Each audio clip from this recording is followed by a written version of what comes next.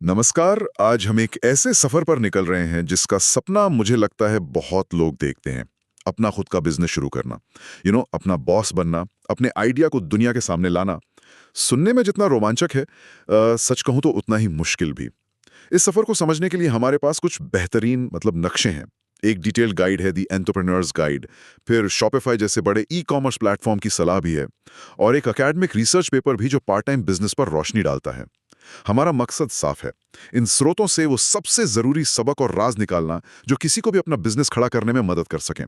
हम जानेंगे कि एक कामयाब बिजनेस की नींव कैसे पड़ती है, कौन सी आम गलतियों से बचना है और वो कौन सी सोच है जो आपको टिकाए रखती है ना। और ये जानना भी अहम है कि ये जो छोटे बिजनेस हैं, एसएमईज, यही असल में इकोनॉमी की जान है। दुनिया के 90% बिजनेस यही हैं। बिल्कुल। और रोजगार भी तो देखो, लगभग 90% नौकरियां इन्हीं से आती हैं, तो इनका महत्व बहुत ज्यादा है। लेकिन हाँ, सिक्के का दूसरा पहलू भी है, और वो थोड़ा कड़वा है। कई स्टडीज दिखाती हैं कि बहुत सारे नए बिजनेस, कुछ अनुमानों के मुताबिक तो 90% तक पहले 3 से 5 साल में ही बंद हो जाते हैं। 90%? ये तो बहुत बड़ा आंकड़ा है। हाँ, इसीलिए तैयारी, सही जानकारी और सही रणनीति इतनी ज्यादा जरूरी है। हम सिर्फ ये नहीं देखेंगे कि क्या करना है, बल्कि ये भी समझने की कोशिश करेंगे कि क्यों करना है और सबसे जरूरी, कैसे करना है। तो चलिए शुरुआत करते हैं सबसे पहली चीज से, आइडिया। क्या हर कामयाब बिजनेस के पीछे कोई एकदम नया, दुनिया बदल देने वाला आइडिया होना ही चाहिए? हम्म ये एक आम धारणा है, पर जरूरी नहीं कि सच हो। हमारे स्रोत बताते हैं कि कई बार सबसे कामयाब आइडिया मौजूदा चीजों को बेहतर बनाने से ही निकलते हैं। जैसे सोचिए, हेगन-डाज़ ने आइसक्रीम के अनुभव को कैसे प्रीमियम बना दिया, या हॉलिडे इन ने सफर करने वालों के लिए एक स्टैंडर्ड भरोसेमंद जगह बनाई। कभी कभी आइडिया किसी जरूरत को पूरा करने से आता है, जैसे लीवी स्ट्रॉस ने वो मजबूत पैंट बनाई, जीन्स, खनिकों के लिए। या फिर आप किसी कामयाब मॉडल को किसी नई जगह पर भी ला सकते हैं, जैसे टेलीपिज़्ज़ा ने स्पेन में किया। सबसे अहम बात है कि आप अपने शौक, अपने हुनर और बाजार की जरूरत के बीच का वो कनेक्शन ढूंढ पाएं। अच्छा, ये तो राहत की बात है कि हर किसी को अगला गूगल या फेसबुक सोचने की जरूरत नहीं। बिल्कुल। और एक बेहद दिलचस्प बात जो ईएफएमडी गाइड के शोध से सामने आई है, लगभग 79% कामयाब बिजनेस आइडिया मालिकों के दिमाग की उपज नहीं होते, बल्कि बाहर से आते हैं। अरे वाह, 79% बाहर से, मतलब ग्राहकों से, कर्मचारियों से। को अपने कान और आंखें हमेशा खुली रखनी चाहिए। दूसरों को सुनना बहुत जरूरी है। सही कहा। खैर, आइडिया मिल गया मान लीजिए।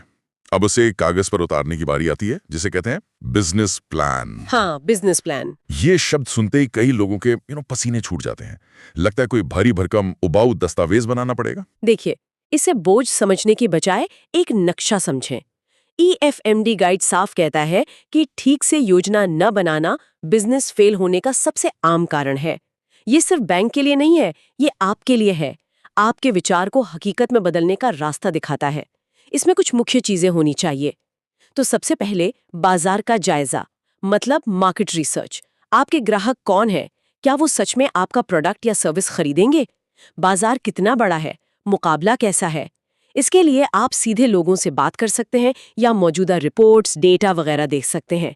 फिर आता है वो क्या कहते हैं, स्वॉट विश्लेषण। हाँ, स्वॉट, स्ट्रेंथ, वीकनेस। बिल्कुल।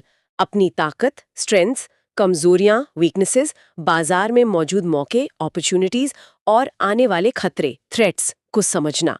मतलब लड़ाई में जाने से पहले अपनी सेना और दुश्मन दोनों को जानना जरूरी है ना? हाँ, ताकि पता रहे कि कहाँ मजबूत है और कहाँ सावधान रहना है। एकदम।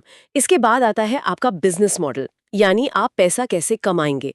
क्या आप कोई चीज बेचेंगे, कोई सर्विस देंगे, या दोनों का मिश्रण होगा? आजकल नए मॉडल भी हैं, जैसे प्रोडक्ट एज अ सर्विस।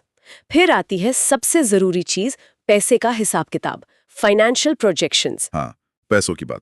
इसके बिना तो बिजनेस की बात अधूरी है। लागत कितनी आएगी, कमाई कब और कितनी होगी। शॉपिफाई ब्रेक इवन एनालिसिस पर बहुत जोर देता है। ब्रेक इवन मतलब जहां ना नफा ना नुकसान। हाँ, बिल्कुल। वो पॉइंट जहां आपकी कुल कमाई आपकी कुल खर्चों के बराबर हो जाती है। ये जानना जरूरी है कि कम से कम कितना बेचना होगा सिर्फ टिके रहने के लिए। ईएफएमडी गाइड तो यहाँ तक सलाह देता है कि 3 तरह के अनुमान बनाएं।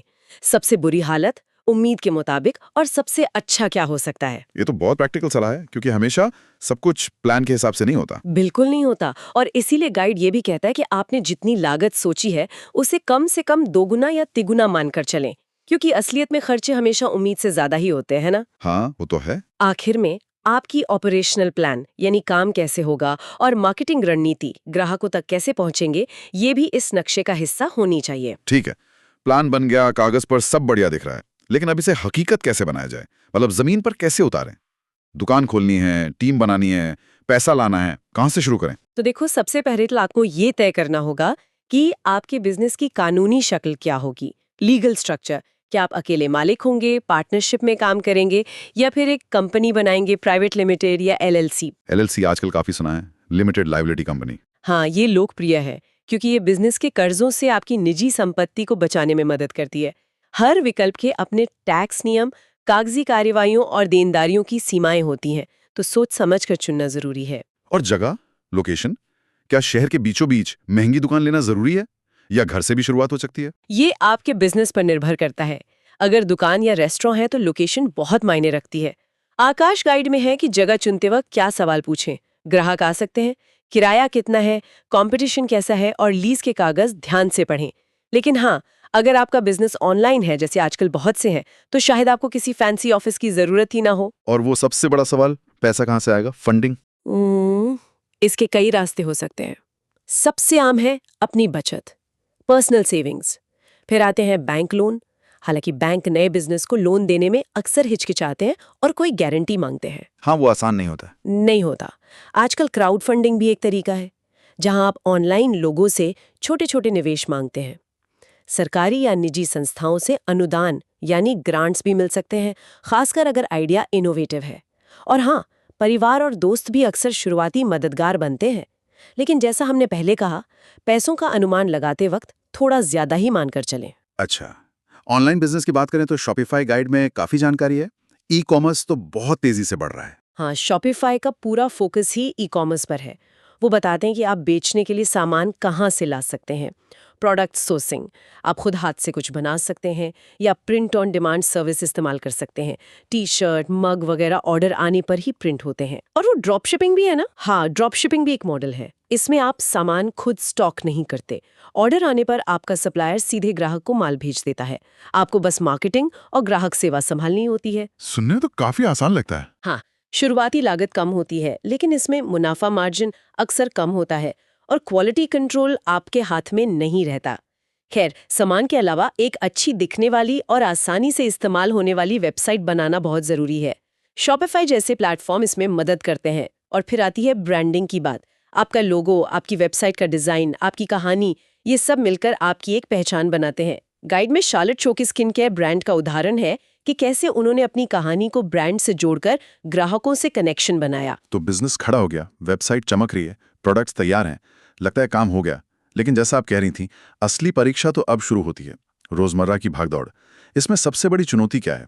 मतलब कौन सी चीजें नए उद्यमियों को डुबो सकती हैं? अगर एक चीज चुननी हो जो सबसे ज्यादा बिजनेस बंद करवाती है, तो वो शायद कैश फ्लो है, नकदी प्रवाह। बिजनेस की गाड़ी का पेट्रोल है ये। अगर ये रुक गया तो गाड़ी बंद। पैसा आना जाना? हाँ, पैसा आ रहा है या नहीं, खर्चे तो होते रहते हैं। किराया, सैलरी, माल का पैसा। ईएफएमडी गाइड साफ सलाह देता है, शुरुआती सालों में बड़े और गैर जरूरी खर्चों से बचें, उधार देने में सावधानी बरतें, ग्राहकों की क्रेडिट हिस्ट्री जांच लें, अपने बिल टाइम पर भेजें और पेमेंट जल्दी वसूलने की कोशिश करें। जरूरत से ज्यादा माल स्टॉक ना करें, वरना आपका पैसा उसमें फंस जाएगा। और कर्जे मैनेज करें। कैश फ्लो के अलावा कीमत तय करना, प्राइसिंग, ये भी तो एक सिरदर्द होता होगा। कम रखो तो कमाई नहीं, ज्यादा रखो तो ग्राहक भाग जाते हैं। बिल्कुल, ये एक नाजुक संतुलन है। शॉपिफाई प्रतिस्पर्धी कीमतों और मूल्य आधारित कीमतों की बात करता है। मतलब या तो दूसरों को देखकर दाम रखो, या ये देखो कि ग्राहक आपकी चीज की कितनी कीमत देने को तैयार है। लेकिन ईएफएमडी गाइड एक आम गलती के बारे में चेतावनी देता है। नए बिजनेस अक्सर ग्राहक खींचने के चक्कर में दाम बहुत कम रख देते हैं। सोचिए, हर बिक्री पर पैसा गंवाना, इससे बिजनेस चल नहीं सकता। आपको अपनी लागत निकालनी है, मुनाफा कमाना है और ग्राहक को भी वैल्यू मिलनी चाहिए। मार्केटिंग और सेल्स तो लगातार चलने वाली चीजें हैं।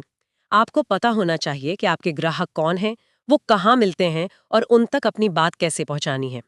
तरीके कई हैं, सीधे मिलना, छूट देना, मीडिया कवरेज, विज्ञापन। सोशल मीडिया भी तो है आजकल। हाँ, सोशल मीडिया बहुत बड़ा जरिया है, लेकिन यहाँ भी एक पेंच है। EFMD गाइड हार्वर्ड की एक स्टडी का हवाला देते हुए कहता है कि सोशल मीडिया का इस्तेमाल सिर्फ अपनी बात कहने के लिए नहीं, बल्कि ग्राहकों से जुड़ने, उनकी सुनने और उनसे बातचीत करने के लिए होना चाहिए। इसे बाकी तरीके के साथ मिलाना जरूरी है। और हाँ, सिर्फ मार्केटिंग काफी नहीं है। आखिर में ग्राहक को माल बेचना यानी डील क्लोज करना भी सीखना पड़ता है। मान लीजिए बिजनेस चलने लगा, बड़ा होने लगा, तब टीम की जरूरत पड़ेगी। सही लोगों को काम पर रखना, स्टाफिंग और उन्हें बनाए रखना भी तो आसान नहीं होता होगा ना। ये विजन से जोड़ना, ट्रेनिंग देना और उन्हें प्रेरित रखना, ये सब बहुत जरूरी है। AFMD गाइड कहता है कि अच्छे लीडर वो होते हैं जो सही लोगों को काम पर रखते हैं, फिर उन्हें काम करने की आजादी देते हैं, मतलब एम्पावरमेंट, और खुद माइक्रो मैनेज करने की बजाय काम सौंपना सीखते हैं, डेलीगेशन। सही बात है, अकेले सब कुछ नहीं हो सकता। बिल्कुल, आपके कर्मचारी ही आपकी कंपनी का चेहरा है। इन सब प्रैक्टिकल चीजों के अलावा पैसा, मार्केटिंग, लोग क्या, उद्यमी की अपनी सोच, उसका नजरिया, माइंडसेट भी मायने रखता है। EFMD गाइड इस पर काफी जोर देता है। हाँ, शायद सबसे ज्यादा यही मायने रखता है। देखिए, मुश्किलें तो आएंगी ही, नुकसान भी हो सकता है, प्लान फेल भी हो सकते हैं। ऐसे में आपकी अंदरूनी ताकत ही आपको टिकाए रखती है। गाइड सफल उद्यमियों के कुछ गुण बताता है, जैसे कुछ कर गुजरने का जज्बा, ड्राइव, बड़ी सोच, महत्वाकांक्षा, खुद पर भरोसा और हमेशा नया सीखने की इच्छा, जिज्ञासा। सबसे जरूरी है नाकामी से सीखने की हिम्मत। दुनिया ऐसे उदाहरणों से भरी पड़ी है। स्टीव जॉब्स को उन्हीं की कंपनी से निकाल दिया गया था। माइकल डेल ने भी शुरुआत में ठोकरें खाईं।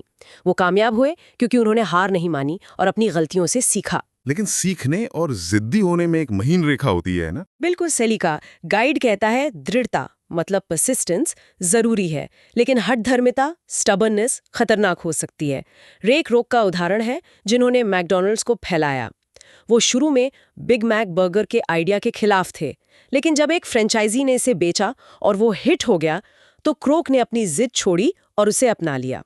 सफल उद्यमी जरूरत पड़ने पर रास्ता बदलने को तैयार रहते हैं। इसके अलावा तनाव झेलना और अपने समय को मैनेज करना सीखना भी बहुत जरूरी है। और हाँ, सिर्फ पैसा कमाना ही काफी नहीं है। बिजनेस में ईमानदारी, एथिक्स और समाज के प्रति जिम्मेदारी भी मायने रखती है। माइग्रोस के संस्थापक का उदाहरण दिया गया है कि कैसे उन्होंने बिजनेस के साथ साथ सामाजिक मूल्यों को भी निभाया।